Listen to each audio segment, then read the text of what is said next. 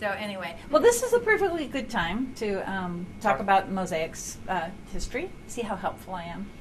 So Dean Ray says that we should do this, and I said sure, and it was really not very successful because his beginning reporting students were not at a particular place where they took kindly to my beginning editing students whacking away at their copy. So there was kind of a peer conflict going on? Well, we hoped it would be peer cooperation and respect for each other's professions, but it turned out, no, it wasn't good. And that part was hard. And then the other part that was hard was that I really didn't feel comfortable going to press, like publishing those stories, because they hadn't had the kinds of layers of checking that you would have in a regular newsroom, you know, where you have the institutional memory. It was an election piece.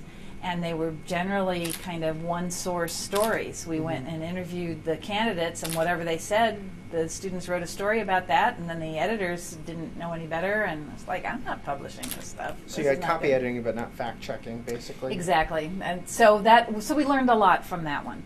So then the next year, I believe Scott Mayer said, oh, Kathy, why don't you do it this way? In fact, Scott said, I'll let you teach reporting too, you lucky person, and you can teach copy editing and reporting too, and then you'll have control. So Scott knew how to push my button. So, the idea of control was good. Exactly. So I did it that way that year. So we had reporting 2 and copy editing, those 2 classes. Their final projects for both were Mosaic, and we actually published that one. There was one in there where Scott's reporting 2 students and my editing students put it together, and Scott was handling the reporting. And the next year, Scott said, why don't you have control and teach both those classes so that we are not working at cross purposes? Yeah. So exactly. So then we published those, and those were our public faces, people in public.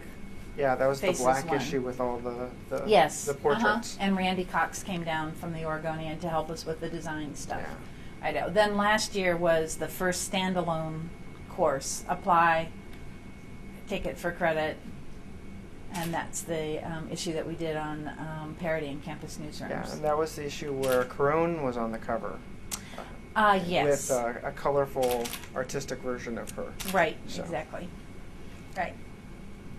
Yep, so that's the history of Mosaic, checkered. The checkered history. Well, it's alive and kicking now. It is alive and kicking now. And this year, oh, how exciting. We are going to be doing an online component. And so here's where I think Mosaic is interesting. We've compressed that timeline of the New York Times has been around for how many years? Yeah. 150 or so? Yeah. Right? And so they've achieved a level of professionalism most of the time that perhaps Mosaic has not quite approached yet. And so I think my concerns and cautions are that when you take a newspaper with that much experience and that much oomph behind it, that much credibility, and then add in some other components, you would think that it would be easier for the first part of it to survive intact. I'm not sure that's necessarily true, frankly, but one of my concerns with Mosaic is that I'm not sure we've nailed the print version yet.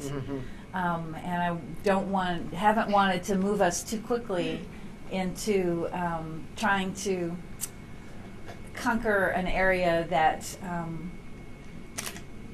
we might not be ready to do our very best work in. Make sure the meat and potatoes are done and ready to be served before we start working with garnishes and, and desserts But that is a different way of framing it. I mean, actually, if you think of the online component as integral, which is what your preference. Oh yeah. I know. Or I'm sorry, it would be this Babosky guy's preference. Is that it's not an add-on; it's an integral component. And so we are kind of, I think, in a little transition year, and also dependent on who will be here next year. I don't know that I'll have, or whoever is running this little show next year will have the same kind of opportunity to tap into the same kinds of student talents. Yeah. So once we've committed to doing this, you can't really go back. You can't really say, oh, well, next year, we're not going to have this online component or do this because next year there'll be a website that's been there since last year. Righto. So it's not just a 10-week commitment. It's really a commitment for the entire process. Well, one of the great things about Mosaic, from my experience or this Babosky guy's experiences last year and this year, is that it's been an opportunity for students to take what they've learned throughout their time at the journalism school and go, how can I apply it? Right, and push it.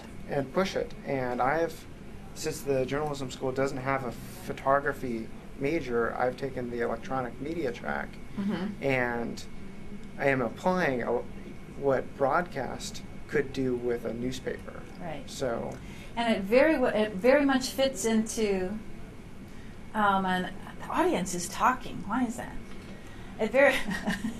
It very much fits into this whole idea of convergence, which our school has taken a different approach to than some other schools as well, because we find that our employers keep telling us they want people who are trained in specific areas in depth, who don't just know a little bit about a whole lot of stuff. And in our situation here, it's hard to do that. Yeah. So, well, I have another class I have to go to now. Good. So Well, thank you very much. Thank I you very appreciate much. the time and energy, and you made this as painless as possible. Oh, good. I'm glad you enjoyed it.